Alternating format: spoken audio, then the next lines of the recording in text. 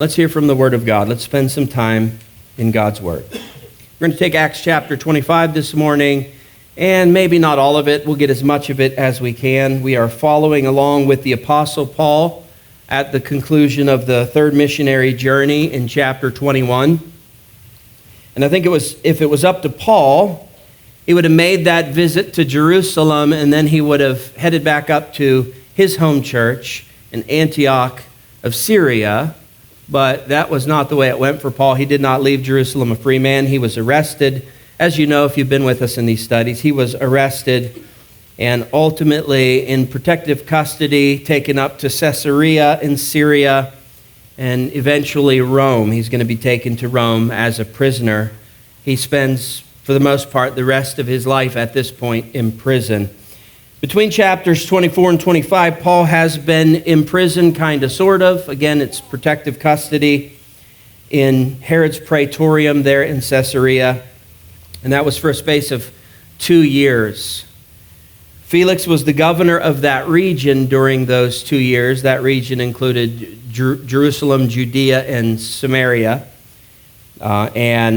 Syria. And during that time, Felix and his wife Drusilla, this is what we covered last week, had plenty of opportunity to talk to the Apostle Paul about what Christians believe. They had a lot of conversations with Paul, and quite a privilege to have that kind of access to probably the greatest Christian preacher of all time, except for Jesus himself, the greatest theologian of all time, except for Jesus himself. But though Felix was moved by the Holy Spirit, that did not move him to make that decision and accept Christ as Savior. His wife Drusilla did not either. And that is unfortunate because just several years after Acts chapter 24, both of them would end up dying the very same year. Felix's wife, Drusilla, she was actually visiting Pompeii for a shopping trip in 79 AD. Can anyone guess what happened to her? That's when Mount Vesuvius erupted. She was there shopping. You talk about dumb luck. She was shopping when Mount Vesuvius erupted, and her son were both turned to ash, and again, Felix died also that very same year. So the moral of that story is that shopping is very dangerous, ladies. Avoid it at all costs. Now, the moral to that story would be that we are not guaranteed a long life. We don't know how long we have. We aren't even guaranteed to wake up tomorrow morning. So if God sends you a Paul with the gospel message, then don't be a fool. Give God your ears. And then once you hear that message, give God your heart. That is the difference between an eternity in heaven as opposed to an eternity in hell. That's a decision you just don't want to put off. You don't know how tomorrow is going to go.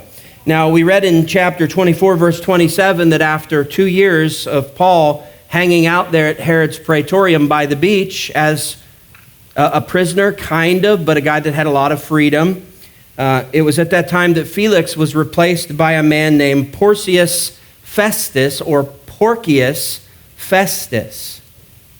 Porcius means pig. Now, I know you're going to think that's just another really bad Arlyn joke, but that is true. Porcius means pig, and Festus means festival. So this guy's name means pig festival. Sounds like a guy that would fit right in at the Fayette County Fair, right? Definitely a 4-H guy. Pig festival, pig party. So he was 70 years old when he took over for Felix, and he would die just 2 years later. By all historical accounts, he was a pretty good man. He was an intelligent man. He was a kind man. He was a gentle man, a gentle ruler. He was a person of action, and in most cases, he really truly did try to accomplish justice in the Roman legal system. Although he is going to miss the mark here in Paul's case, of course, because Paul is a dung magnet. That's the Christian way to say that. He's a dung magnet. Like anything bad that could stick to Paul would, and the guy just never caught a break. If something was going to go wrong to someone, it was Paul. I have a son like that. He would agree with that. Dung magnet. If it can go wrong, it's going to go wrong for Wesley. If you're wondering, Festus took over for Felix because Felix was fired. Now, this is not recorded in the Bible. You won't find it there. You have to look in secular history for this. But secular history tells us that during Paul's 2 years there in Caesarea, an uprising broke out, a scuffle between Jews and Syrians, Jews and Gentiles, there in that city, Caesarea. And Felix, who was prone to abusing his power, went way, way overboard in trying to quell that scuffle. He ended up having thousands and thousands of Jews robbed, imprisoned, and killed over that scuffle. Now, the Jews weren't going to just sit back and take that. They weren't going to let that slide. So they sent a delegation up to Rome to protest Felix before the Caesar of Rome. And when the Caesar of Rome heard what Felix had done, he called Felix back to Rome. So he recalled Felix. He got him up there to Rome, and he withdrew his position from him. He fired him. Now, anyone else would have been executed for what Felix did, but if you remember from a previous study, Felix was actually a childhood buddy of the Caesar at the time, Claudius, him and his brother, Paulos, so he gets a pass. He's not executed, but he does lose his position of power. So Festus is now in his place, Pig Festival, and job number one for Pig Festival is that he needs to try to clean up Felix's mess. He needs to first repair relations with the Jews. He needs to restore law and order to the region. He needs to bring a resolution to anything that Felix has left undone at his departure. And, of course, that brings us to Paul. Paul is one of those pending Felix cases. Paul's been sitting there for 2 years. Felix had nothing on Paul. Couldn't figure out why in the world he was even there. He knew that Paul was innocent, but instead of doing the right thing and releasing Paul, he didn't want to infuriate the Jews, so he kept Paul there. And that's one of the first cases that Festus is going to deal with. He's sort of pressed into the issue. And so we'll begin reading in verse 1. We barely have time to get started. Verse 1. Now 3 days after Festus had arrived in the province, he went up, which is actually down south, to Jerusalem from Caesarea. Again, Caesarea was the Roman capital for that region of the world. From Caesarea, whoever the governor or procurator was, they would stay there right in the praetorium, Herod's praetorium, and that's where they would rule over that region from. But as we read in verse 1, upon assuming command, Festus doesn't hang around Caesarea for too long at all. Only 3 days later, and he heads down to Jerusalem, no doubt for diplomatic introductions. He's going down there to schmooze the people in the town. He's going down there to meet the religious leaders, the rulers of the area. He's going down there to say, I'm the new sheriff in town, essentially. I'm replacing Felix. I'm in charge. I'm your new ruler. So Pig Festival had come to Jerusalem, very unkosher. Verse 2, and the chief priests and the principal men of the Jews, so the chief priests along with the high priest and elders, members of the Sanhedrin, laid out their case against Paul, and they urged him, verse 3, asking as a favor against Paul that he summon him to Jerusalem because they were planning an ambush to kill him on the way.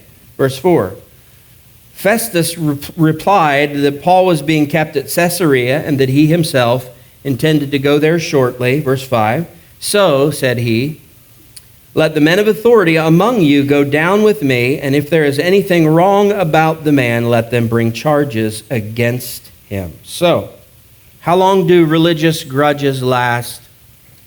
Sometimes an awfully long time. Sometimes religious grudges can last for an entire lifetime. It has been 2 years since the Sanhedrin or the Jews in Jerusalem have had to deal with Paul at all. They haven't heard a peep from this guy for 2 years, but 2 years later, they are still just as incensed about Paul's existence and just as filled with hatred for the life of Paul that they are still demanding that Paul be put to death. They try to trick Festus into moving Paul down to Jerusalem, but they don't ever intend for there to actually be a trial because they intend to have him intercepted and executed along the way as he's making his way from Caesarea to Jerusalem. This was the second plot on Paul's life since Acts chapter 21. You remember the first plot, there were over 40 Jews, unbelieving Jews, that hated Paul so much that they took an oath. They said, we're not going to eat or drink anything until Paul is dead. So I would imagine their stomachs are really growling right now 2 years later. No, I think they probably broke their oaths and ate and drank food. They wouldn't have made it through the week. But 2 years later, that grudge is still going strong. It is sad, to say the least, to see leaders of the Jews' religion so possessed by hatred and bitterness against Paul that they just weren't seeing the big picture. And it's the same picture that we saw from Felix and Drusilla, these religious leaders that are investing all of their time and energy into killing Paul simply because they disagree with him doctrinally and had no idea how short their lives were truly going to be. Here's the religious leaders obsessing over Paul. This is what they're investing their time and their money in. And the truth is that just a handful of years after this, 70 AD, what's going to happen? Titus is going to push into Jerusalem with the Roman army, and he's going to completely destroy Jerusalem altogether. So over 1 million people died in that. Lots of Jews died. If these religious leaders did survive that destruction, well, they've lost family members, they've lost friends, they lose their temple, they lose their religion as they know it. Truly, Judaism never recovered from that, not nearly the same as it was prior to that 70 AD destruction of Jerusalem. So all of that is just to say that here's the big picture. Don't take yourself too seriously in life. Don't take this life too seriously, because you're not going to be on this earth for very long at all. You might not even wake up tomorrow. You're probably not going to get 100 years, even if it's stretched out. So shouldn't your concern be about the next life and not about this life? Isn't that the reason Jesus taught us stuff like, don't worry about what you're going to eat today? What are we going to eat today? Anyway, don't worry about what you're going to eat. Don't worry about what you're going to put on. Don't worry about what you got to do tomorrow. Don't worry about those things. That's not what life is about. Life is about eternal things. Life is about the next life and the things that are going to help you in that regard. So does it help you in that regard to spend all your time and energy driving home the axes that you're grinding against the people that you're mad at? The religious grudges that you're holding? The family grudges that you're holding, are those things really worth that? Is that going to help you in the life to come? Is that something that you really want to stand before the Lord with at the judgment seat? I don't think it is. Those kind of things aren't going to help you on the day of judgment. They're not going to help you with the next life. You're thinking very short-sighted when you let things like that exist, and that becomes the focus and preoccupation of your mind and your heart. Wisely, Festus decides here, no, we're not going to move Paul from Caesarea to Jerusalem. That's not going to happen. I'll be leaving for Caesarea soon, so if you'd like, you can come on up to Caesarea. We can hash it all out up there. You can talk to Paul. We'll get his side. You can give your side. We'll have a trial and all of that. But no, we're not moving Paul from Caesarea to Jerusalem for a different trial among the Jews. To be truthful, that actually wasn't something that Festus would even have the authority to do, because it was Roman law that a prisoner that was standing trial before Rome, they could not be cast off to a different ruling body, nor could there be lateral movement or lesser movements with trials and cases. The only thing that a ruler like Felix could do with Paul's case is elevate the case, kick it up to the Supreme Court or to Caesar himself. But you couldn't do any of the lateral stuff or the lesser stuff without either the request or the permission of the Roman citizen. The Roman citizen that was being tried. That was all just a part of having Roman rights. Verse 6, after he stayed among them not more than 8 or 10 days, so 8 or 10 days, they're in Jerusalem, schmoozing the leaders, making political relationships. It's all just political posturing here.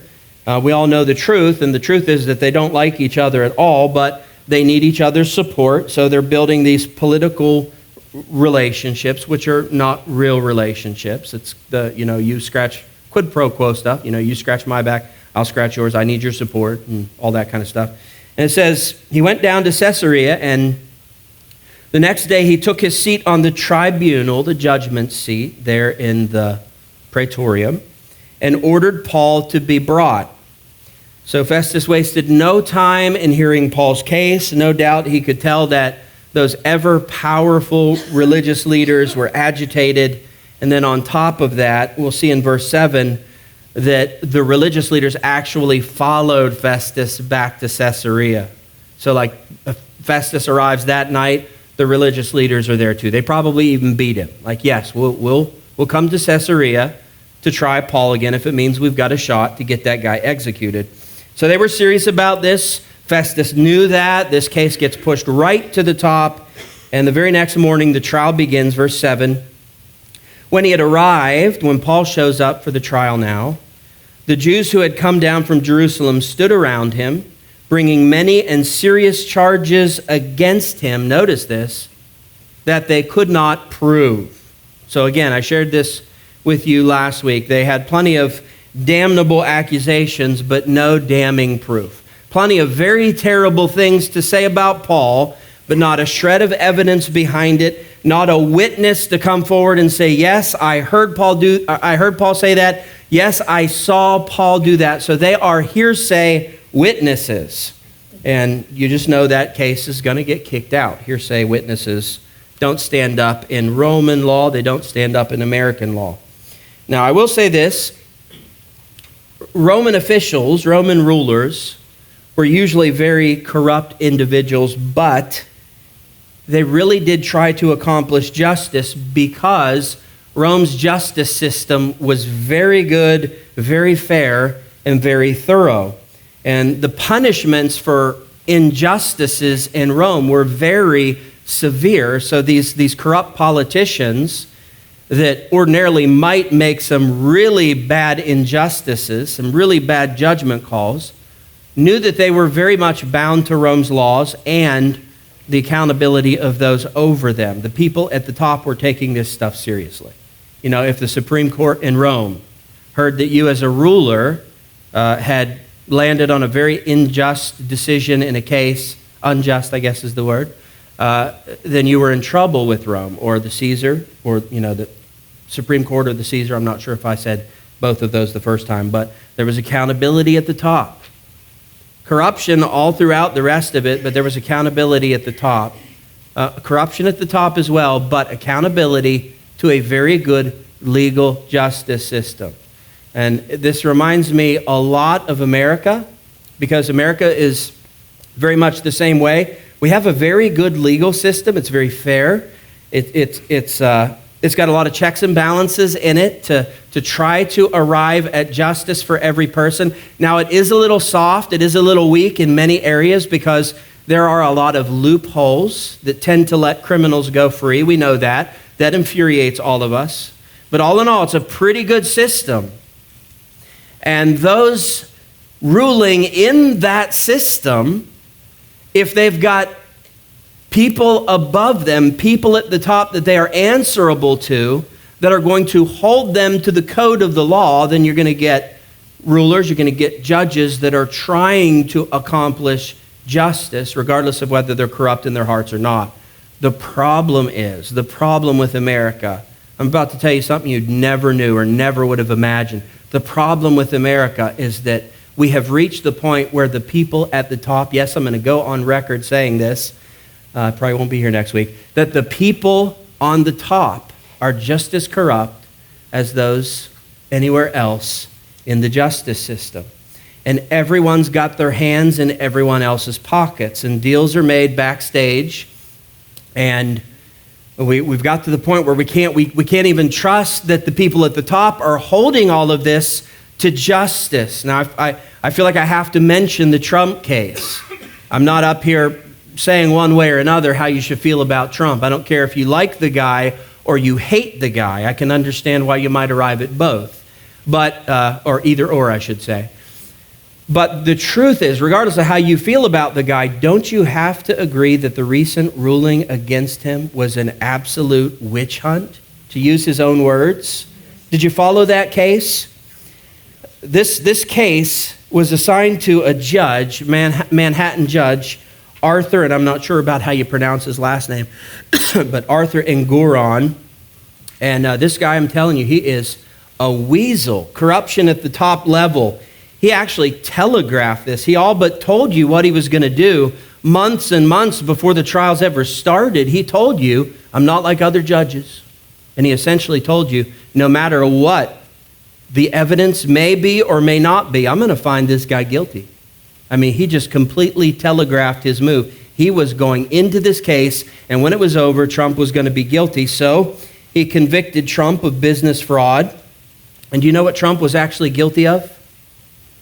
Here's what he was guilty of: appraising his business wealth and then submitting that to the bank, his lender, and then having the bank send their own appraiser to go out and appraise Trump's wealth and then offer him an amount of money. You see a problem forming here? That is a checks and balance system. The crime would be if Trump did something that defrauded the bank, right? Well, here's what Trump did. He said, here's what my business is worth. And the bank that was going to lend him the money came out. They did their own appraisal. They said, here's what we think it's worth, and here's the money that we're going to offer you. And that was the business deal. That was the business deal. Is that a crime? I sure hope not, because that's how the rest of the real estate world and the financial loan world works. You get your appraiser, they come out, they look at your house, they say, here's what we think your house is worth. You take that to a bank, you say, here's what I think my house is worth. What does the bank do?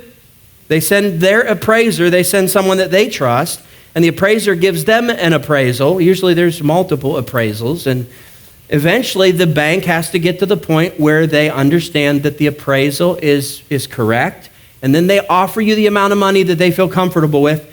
And when they offer you that amount of money, you're not taking advantage of them. They're saying, we feel good about this transaction. And the really funny thing here is that Trump was, well, this part isn't funny, but he was fined $354 or $355 million. He was banned from operating a business in New York for 3 years. And so questions like, what's going to happen to Trump Tower? What's going to happen to all of his buildings? What's going to happen to all of his business deals there in the city of New York? And potentially these rulings by this judge, this weasel, would pretty much destroy Trump financially. This would be tough for him to recover from. This is not just the $354 million fine. This is shutting down his New York businesses. This is big for the guy. But Trump is going to appeal that case, that ruling, to the Supreme Court. And of course, we know what's going to happen. It's going to get overruled, because even the people on the left are saying, this is way overkill. There's no precedent for something like this. This is absolutely insane. So what's going to happen is it's going to get overruled and everything. But here's the funny part. They had the directing manager for the bank that loaned Trump the money. They had him actually come forward and speak during the trial. And he told them straight out, he said, hey, we did this the right way. He gave us his appraisal. We appraised it ourselves. We felt differently. We felt like his appraisal was high. So we gave him our appraisal. We offered him the amount of money that we felt good about. And we still feel good about that. He said, we urge you to drop the case. And then he went on to say, we're actually looking forward to doing business with Donald Trump in the future. And what does the judge do? He decides, nah, he's still guilty because I want him to be guilty. Now, how do you get away with that? It's the same kind of thing that the same kind of situation really that Paul is dealing with. And luckily for us, I'm hoping the Supreme Court catches that. I'm sorry to go into, I know this is a Bible study and not a Donald Trump defense, but do you see the problem with how corruption can be? Here's this judge. He's a person of power. He's corrupt in his heart. You can't tell me he's not. He's corrupt in his heart, and he's making a decision based on his feelings, based on his bitterness toward a man, based on his grudges. It's the same kind of thing that the Jewish religious leaders are doing to the Apostle Paul. He's done nothing wrong. He's been by the book, and he's going to say that in just a second. He's done nothing wrong at all, and yet in their eyes, he's guilty and deserving of death. Verse 8, Paul argued in his defense, neither against the law of the Jews, so that's Jewish civilian law, nor against the temple, that's religious law, nor against Caesar, that's Roman law, have I committed any offense. Check any religious or legal system that you want. You're not going to find a single law that I have violated, Paul says. Completely innocent. Didn't do at all what they're saying that I've done. Verse 9. But Festus, wishing to do the Jews a favor, there's some of that political schmoozing and political relationship building coming into play.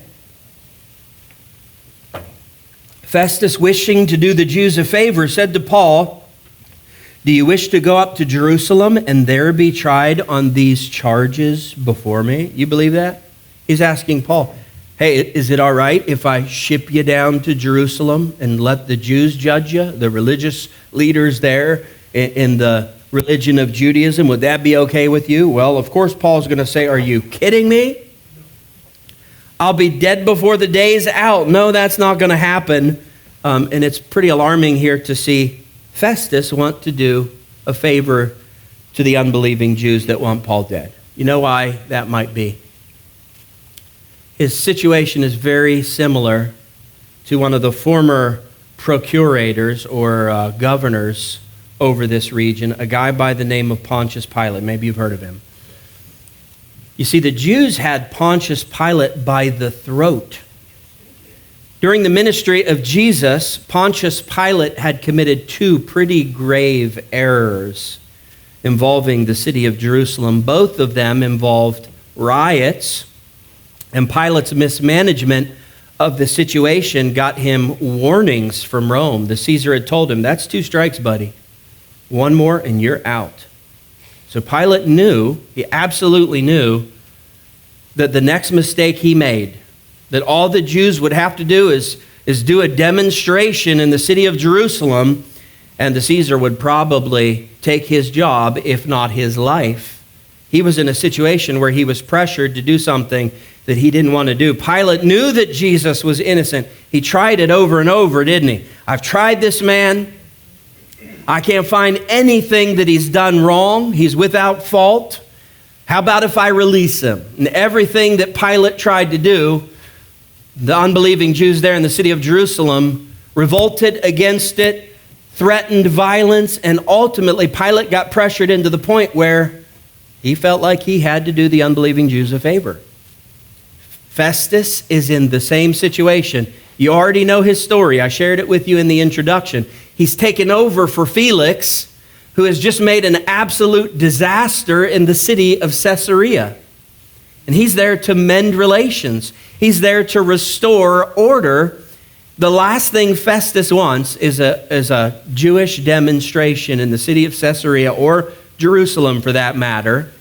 The last thing he wants is a revolt, because he figures if Felix lost his job over that kind of thing, surely I would lose my job as well over that sort of thing. He's got pressure on him. He knows Paul's innocent. You're going to see that. He knows Paul is innocent, but he's pressured into a situation because these unbelieving Jews have him by the throat as well. So, Paul, you want to go to Jerusalem and be tried down there? No way. Not going to let that happen. Verse 10, Paul said, I am standing before Caesar's tribunal. where I ought to be tried. I'm not moving. I'm staying put. Rome is going to judge me, not the Jews.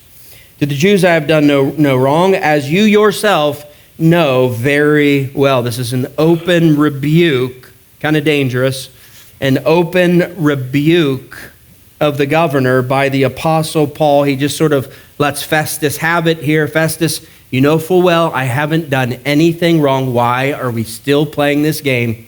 Verse 11, if then I am a wrongdoer and have committed anything for which I deserve to die, I do not seek to escape death. If I deserve to die, then execute me, fine. But if there is nothing to their charges against me, no one can give me up to them. Notice Paul is saying, I know my rights. Festus, you cannot make me go to Jerusalem. You cannot move me from this court unless I agree to it. And so Paul says, I appeal to Caesar. Now again, Paul was absolutely right. That was a Roman law. Without a Roman citizen's request or permission, they could not be moved for a different trial that was not an elevated trial of some sort, felt necessary by the ruler over them.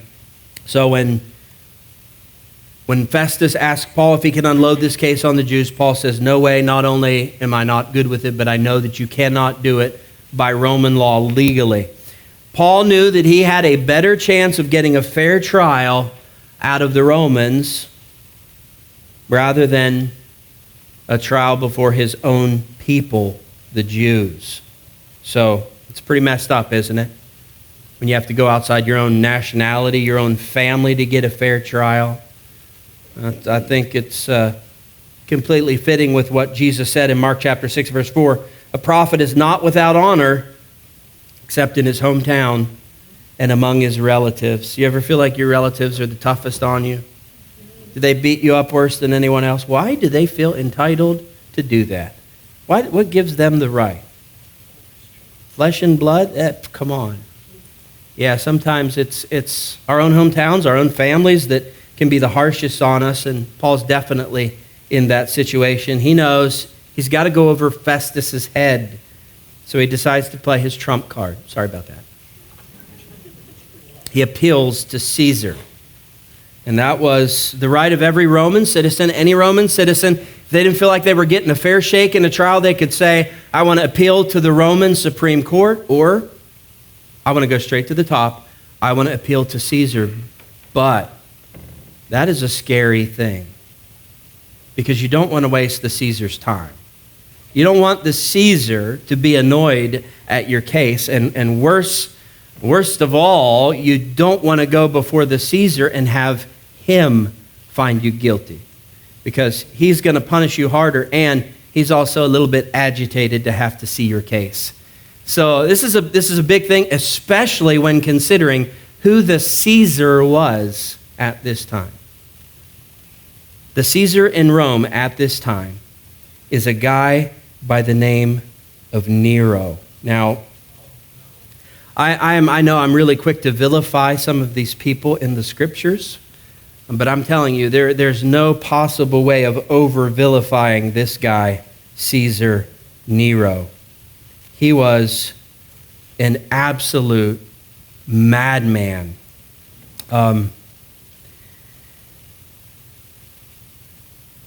His name is synonymous with some of the world's most infamous leaders of history. Names like Antiochus Epiphanes and Caesar Nero and Attila the Hun and Genghis Khan and Mao Zedong and Joseph Stalin, Adolf Hitler, Tammy Kerner. The worship team knows what I'm talking about. No, I'm kidding, Tammy. We love you. And not just because the Bible tells us that we have to. We love you. So this guy he's among the list. If you're picking the top 3, the top 5, I think you got to discuss Caesar Nero. Paul was going to stand trial several times before Caesar Nero. He shares the gospel with Nero and defends his case before Nero. And Nero ultimately decides to execute the Apostle Paul by chopping off his head. And history records for us that at that time, after his conclusion with Paul there, having, having an attempt made to win him over to Christ, that Nero absolutely loses his mind at that point. He just absolutely goes insane. Most historians agree that the Apostle Paul just absolutely broke this dude's brain. He goes nuts against Christians. He declares the Christian faith as a danger to Roman society. The historian Tacitus tells us that Nero intentionally set fire to a portion of Rome because he wanted to rebuild it. He wanted it to be fancier and better, but he blamed the Christians for it. And man, he went on a quest to kill as many Christians as he could. And between his reign and the reign of Domitian, the emperor that would follow him, Rome ended up martyring around 6 million Christians. 6 million Christians. Now, modern secular historians will try to downplay those figures, but those are accurate figures. Over 6 million Christians put to death by this guy Nero. And we're not just talking about your run-of-the-mill executions, if there is such a thing. We're talking about brutal, vicious, torturous executions. Stuff that you probably can't even fathom, just to tell you a few of the things that Caesar Nero would do. He would take and have sheep gutted, and then he would bring Christians and he would stuff them inside the body cavities of those sheep. He would sew up the body cavities, and he would put them in the Colosseum, and then they would turn the lions loose on them, and that guy would sit there and enjoy it as the lions tore into those sheep carcasses and pulled the Christians apart and ate them as they were living. Later on, we find out that Caesar Nero would take Christians, affix them to poles. Don't ask about that. He would affix them to poles. He would dip them in hot wax, and he would set up 1,000 of these human candles in his garden. He would light them on fire, Christians dipped in wax, hanging on poles, to light his garden while he sat there and just enjoyed the situation. You know, just a lovely, calm evening there in the garden of Caesar Nero. He was an absolute whack chop. He was demented, if there ever was demented, and that is the guy that Paul has requested to go to trial before. Send me to Caesar Nero. Oh, I wonder if Paul knew. Verse 12, then Festus, I'll stop shortly here, but let's get a little further. Then Festus, when he had conferred with his council, his legal advisors, answered, to Caesar you have appealed, to Caesar you shall go. So Paul gets what he wishes, but again, got to be careful what you wish for. You might get it, and Paul gets it, and the heat is on Paul now, because this is no small thing to stand trial before a Caesar, especially Caesar Nero. Festus would be feeling the heat too, and we're going to see that in his conversation here moving forward in the scriptures. Number one, he's sending Paul as a prisoner to Rome, and he has no idea why. He doesn't know what the charges are. He doesn't know if it's legit. He's not convicted. And then on top of that, he's concerned that because this is such a small, trivial case, that when that case is elevated to Caesar Nero, that Caesar Nero is going to say, what kind of moron did I appoint to this position? What kind of moron do I have ruling down there over the region that he can't even make a determination in a simple little religious spat like this? So the heat is on him. You're going to see that. Let's look real quickly, verse 13. Now when some days had passed, Agrippa the king and Bernice arrived at Caesarea and greeted Festus. So again, this was a political meet and greet. They're up there to introduce themselves to Festus. Obviously, they didn't catch him when he was in Jerusalem, so they're politically posturing here. They're building political relationships. And you'll notice that Agrippa is referred to as the king. He was the king of Israel at this time, but you should know that that really doesn't mean what you probably think it does. The king of Israel from the first century on was nothing more than just a political figurehead. This was just a guy that was essentially a go-between between Roman law and the Jewish civilians. It was done at the behest of Rome in order to kind of acquiesce to the Jews and try to make them feel more comfortable by having a Jew rule over them as a Jewish king and give them a Jewish king. They thought that might appease them. But unfortunately, Rome did the worst thing you could have done for the Jews. The guy that they picked to be the king of the Jews was not a full-blooded Jew. He was half Jew, and he was half Idumean. So any full-blooded Jew at that time had a problem with that. They appointed this guy that had no business being their king. They didn't like him. And all of the Herods, they knew that. So the Herods were always trying to win over the hearts of the Jews by building them big things, by delivering on fancy projects. They were constantly trying to win them. All of the Herods, they were obsessed with Judaism because though they were not full-blooded Jews, they were trying to win the Jews, so they fully converted to Judaism. They studied the religion. They lived by the religion, well, kind of, sort of lived by the religion, some of the externals, all of that to try to win the Jews' favor, but it never really did work because, again, he's half-blooded, and number two, all of the Herods were raving lunatics. We know that as well. Now, Bernice was Agrippa II. This is Agrippa II we're talking about. Bernice was Agrippa II's half-sister, also his living partner at this time. It was an incestuous relationship. She had several husbands, at least one, before she fell in love with her half-brother. And she fell in love with her half-brother and didn't marry him because that was a no-no even among Jewish culture. Even among Roman culture. And when the Gentiles say, no, that's icky, well, then you know it really is icky. So they weren't married, but they were living together. Verse 14, and as they stayed there many days, Festus laid Paul's case before the king, saying, there is a man left prisoner by Felix. Verse 15, and when I was at Jerusalem, the chief priests and the elders of the Jews laid out their case against him, asking for a sentence of condemnation against him. Verse 16, I answered them, that it was not the custom of the Romans to give up anyone before the accused met the accusers face to face and had opportunity to make his defense concerning the charge laid against him. Verse 17, so when they came together here, I made no delay, but on the next day took my seat on the tribunal and ordered the man to be brought. Verse 18, when the accusers stood up, they brought no charge in his case of such evils as I supposed.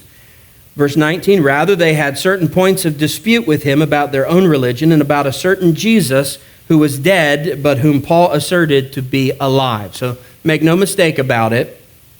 In all of the talk about the resurrection in general during these trials, Paul eventually does bring out the full story. That it's not just, remember initially, he kind of tried to hold back on the truth so that the whole thing didn't explode. He said, I'm here because I believe in the resurrection of the just and the unjust. Well, that was only part of the story. And that wasn't really the true heart of the matter. But at some point, Paul has got to the heart of the matter that, no, I'm not just arrested because I believe in the resurrection of the just and the unjust. I'm here because I believe in the resurrection of Jesus Christ. That's the crux of the matter. They finally got to the crux of the matter in the case. That's also the crux of the matter for anyone living on this planet in human flesh. By the way, the word crux is a shortened form of the word crucifixion. That's the heart of the matter for every person that is alive. Was Jesus truly resurrected after 3 days of death? Because if he was, then everything he said and everything that he claimed is true. If not, then everything we're doing this morning is futile. It's all in vain. The hinge of all Christianity swings on the reality, the veracity, the validity of the truth of that doctrine, the resurrection of Jesus Christ. If he did, we're saved. If he didn't, we have no hope. We're doomed and cursed creatures forever. Guess what? He resurrected. And I'm alive today, not just in the flesh, but in the spirit, because he resurrected and my sins are forgiven. Verse 20. We're going through this quick because this is just a retelling of the story. And since I took some extra time there with the announcements, I'd like to finish this study out. We won't be long now, and I'll go ahead and cancel the closing song. We'll kind of end abruptly when the study is done, just to spare you a little bit of time. I don't want your beef roast to burn at home. So, verse 20, being at a loss how to investigate these questions, I asked whether he wanted to go to Jerusalem and be tried there regarding them, verse 21. But when Paul had appealed to be kept in custody for the decision of the emperor, I ordered him to be held until I could send him to Caesar, verse 22. Then Agrippa said to Festus, I would like to hear the man myself.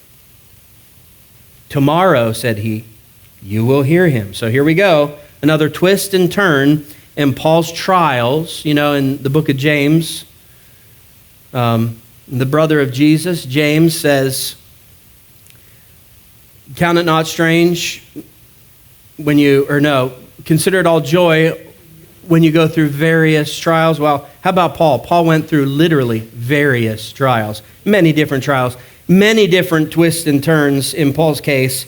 It's incredible how badly this thing is getting blown out of proportion. He did nothing wrong, but now he's going to be interrogated by Herod Agrippa II. And as you're going to see here, Festus really needs Agrippa. He needs to get Agrippa the situation. He needs to get Agrippa the story. He has no idea what's happening. You know, and Agrippa, he's an expert in Jewish matters. He figures this guy can really help me here. And that's why you're going to see Festus really pour it on thick. I mean, he's gonna butter this thing up thick. Watch this, verse 23. So on the next day, Agrippa and Bernice came with great pomp.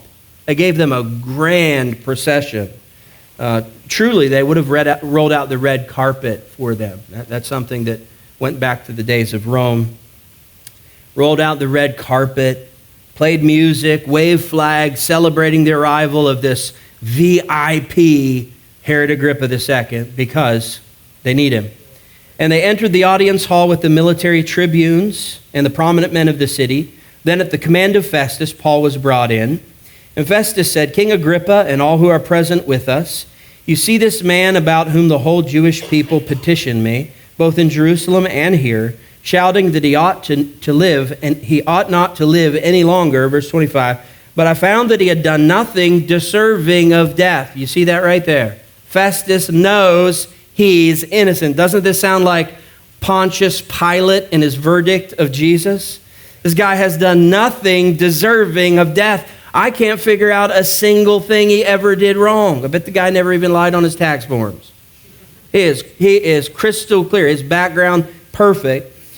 Reading on, and as he himself appealed to the emperor, I decided to go ahead and send him, verse 26. But I have nothing definite to write to my Lord, Curios, the Caesar. I have nothing definite to write to my Lord about him. Therefore, I have brought him before you all, and especially before you, King Agrippa, so that after we have examined him, I may have something to write. I just find that hilarious. Can you help me? I got to send a letter. I'm sending this guy up there, a prisoner. I have no idea what he did. I can't just write, Dear Nero, here's a prisoner. I don't know why. Maybe you can get to the bottom of the situation. I'm completely clueless, don't understand this, not sure if I should even have him arrested. He may be completely innocent. You cannot send a letter like that to Nero. So verse 27, for it seems to me unreasonable, I'm sending a prisoner, not to indicate the charges against him. Yep, definitely. You got to have a very good written letter, a very good reason or reasons why this guy is in prison and being tried before Nero. Notice in verse 25, again, Festus concludes, Paul is innocent. So, I just want you to take this in. If Paul didn't shoot off his mouth and say, I appeal to Caesar, I am pretty certain, I am fairly certain, 90-10, that Festus at some point, probably pretty soon, would have said, all right, Paul, well, I got nothing on you. I'm going to let you go. Might want to avoid Jerusalem for a while. I'm fairly certain of that, 80-20. You know, somewhere around 70-30. I'm pretty sure of it. But Paul shot his mouth off. He said, I appeal to Caesar. And that's going to be the death nail for Paul. That's going to put him on the very slow but very definite track to his execution. I appeal to Caesar. And no mistake about it, Pig Festival, Porcius Festus, he has the power to say, Paul, that's not necessary. You've appealed to Caesar. I get it. I understand it. But that's not necessary. You're not guilty. I'm just going to let you go. He had the right to do that. So the fact that he didn't do that, it tells you there's something else now that's happening. Maybe it's out of pride or ego. Maybe it's just the fact that Paul has forcefully demanded his rights. You know how that can make our overlords, our government officials angry when we say, no, you can't take away our guns. We have rights. You can't limit our speech. We have rights. I think something has ticked off Porcius Festus, because Festus at that point says, okay, you want to go to Nero? Then to Nero you go. And we'll pick up there next week. Would you stand with me? We'll close in a word of prayer. I'll let you out quicker since I kept you longer. If we burnt your Sunday lunch, send us the bill. The board of elders will pick it up. Thank you for your time this morning. Let's pray.